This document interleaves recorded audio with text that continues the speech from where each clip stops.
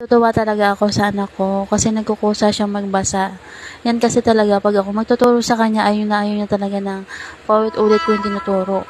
Pero ngayon nakita ko siya na nagkukusa talaga siya magbukas ng bag niya at nagbabasa siya ng babasahin na sabi ng teacher niya ay babasahin daw sa bahay.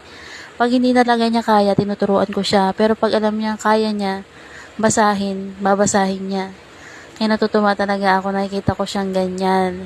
Dahil nung kinder talaga siya, hindi talaga siya marunong at ayaw niya pa talaga ng magsulat o magbasa. Gusto niya talaga puro laro. Makikita mo talaga sa kanya na nag-improve siya.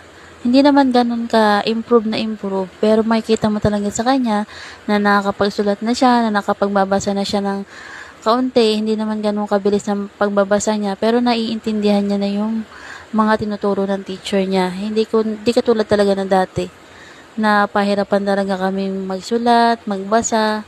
Ngayon ay nagkukusa na siyang i-check ang mga gamit niya.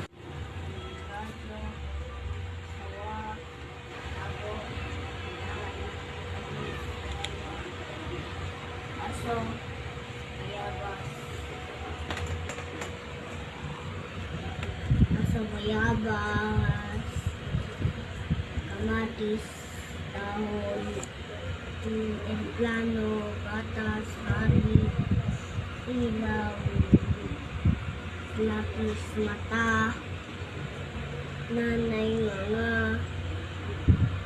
orasan, palito, radyo, tawa, tabo, ulan, walis, yaya.